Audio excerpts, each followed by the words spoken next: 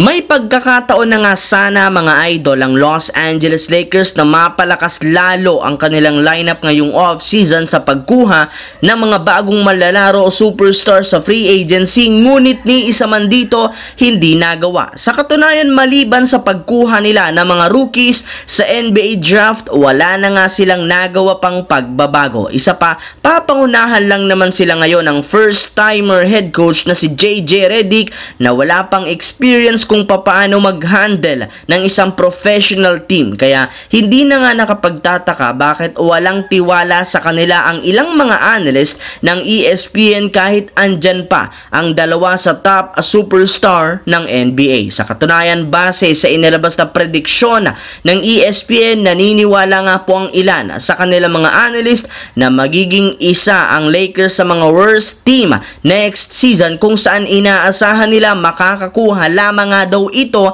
ng 44 wins, 38 losses na record sa Western Conference at papatak sila sa ika-11 pwesto, which is hindi nga po makakapasok sa playoffs. Yes mga idol, ganyan nga kaliit ang tingin ngayon ng mga analysts sa Lakers dahil sa pagkakabigo nila ngayong off-season. Samantala, sa kabila nga po ng kadami-daming championship contender na nasa lihan ni Chris Paul, kagaya na lamang last season sa Golden State Warriors, hindi pa rin nga po niya nakukuha ang kanyang unang kampyonato. Kaya magpapatunay lamang iyan na tunay at totoo nga daw talaga ang pinagsasasabing sumpa kay Chris Paul sa lahat ng kanyang mga sinasalihang team. Kahit man napapalakas niya ang mga ito, hindi pa rin nga yan nagiging sapat para makakuha ng titulo. At inaasahan na madadala nga daw itong muli sa kanyang pagsali sa pinakabagong team nito na San Antonio Spurs. Ngunit mga idol, mismong si Chris Paul na ang nagsabi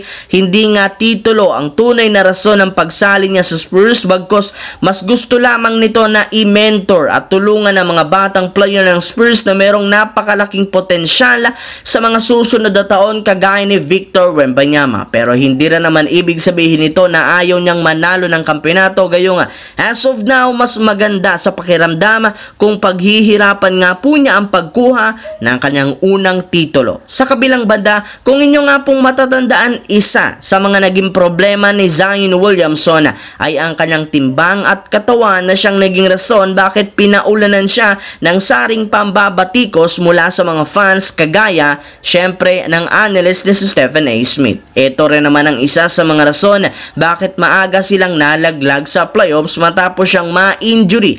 Kaya upang hindi ito maulit ay naghigpit nga ang New Orleans Pelicans pagdating sa conditioning ni Zion Williamson, kung saan pinagtuunan nga po nila ng pansin ang weight clause nito sa kanyang kontrata, kung saan bawal nga pong lumampas tas 285 pounds ang kanyang timbang at tumaas sa 10% ang kanyang body, at kapag nagawa at hindi nga po niya ito nasunod, mababawasan ang kanyang sweldo. At sa kabutihang palad, mukhang sinusunod rin naman siya o niya sa wakas ang Pelicans matapos kumalat sa social media ang larawan ng kanyang payat at maayos na katawan.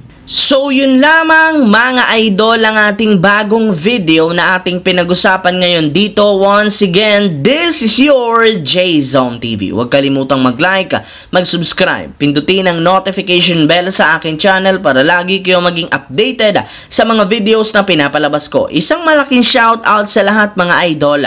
Maraming salamat po.